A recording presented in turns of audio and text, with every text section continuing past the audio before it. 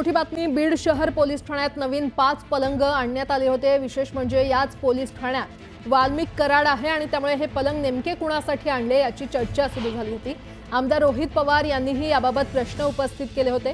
स्टाफसाठी नवीन पलंग मागवल्याचं प्रशासनाने स्पष्ट केलं असलं तरी अचानक पलंग कसे मागवले असे अनेक प्रश्न आहेत। नवीन पलंग स्टाफसाठी मागवले असतील तर एवढीच तत्परता राज्यभरातील सर्वच पोलीस स्टेशनमधील स्टाफसाठी दाखवायला हवी असा टोला देखील रोहित पवार यांनी लगावला।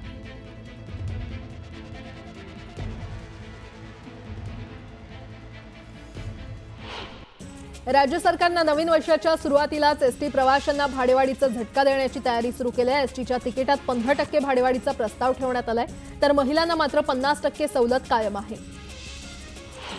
एअर इंडियाच्या काही देशांतर्गत उड्डाणांमध्ये आता वायफाय सुविधा विनामूल्य मिळणार आहे, त्यामुळे मोबाईल इंटरनेट सुरू ठेवता येईल, त्यामुळे प्रवाशांना दिलासा मिळाला।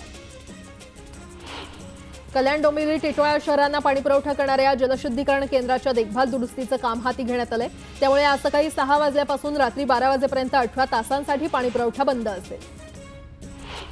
सरत्या वर्षाखेरीज धडकलेल्या थंडीच्या लाटेची तीव्रता नवीन वर्ष उजाडताच कमी झाली आहे आणि उकाड्यामध्ये वाढ झाली आहे। तापमानामध्ये 4 अंशांनी वाढ झाल्याने दिवसाचा पारा 37 अंशांवर जाणार आहे।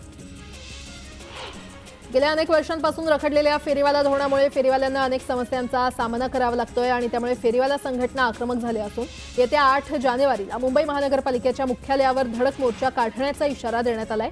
महाराष्ट्र हॉकर्स फेडरेशनच्या नेतृत्वाखाली हा मोर्चा काढण्यात येणार आहे। आर्टिफिशियल इंटेलिजन्स म्हणजेच एआय तंत्रज्ञानाच्या जागतिक स्पर्धेमध्ये महाराष्ट्राने दिशादर्शक व्हावं यासाठी राज्याचं पहिलं एआय धोरण तयार करा असे निर्देश माहिती आणि तंत्रज्ञान मंत्री आशिष शेलार यांनी दिलेत। एआय तंत्रज्ञानाचा वापर करून अधिक उद्योग व्यवसाय उभे राहतील, तरुणांना रोजगार मिळतील असंही त्यांनी म्हटलं। मुंबई विधान भवन मेट्रो स्थानकातून थेट मंत्रालयामध्ये जाण्यासाठी उभारण्यात आलेल्या भुयारी मार्गाचं काम 25% पूर्ण झालंय। ही कामं जून 2025 पर्यंत पूर्ण होणार असून मुंबई मेट्रो रेल कॉर्पोरेशन याची उभारणी करते। प्रधानमंत्री पोषण शक्ती निर्माण योजनेअंतर्गत शाळांना अनुदान देण्यात आलंय, याचा आता लेखापरीक्षण होणार असून खर्चाची माहिती ऑनलाईन सादर करण्याचे निर्देश देण्यात आले।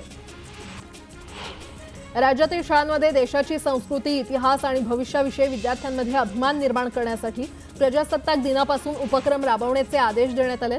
त्या ध्वजवंदनानंतर प्रभात फेरी, भाषण स्पर्धा आणि खेळ असे उपक्रम राबवून प्रजासत्ताक दिन साजरा करण्याच्या सूचना देण्यात आल्या।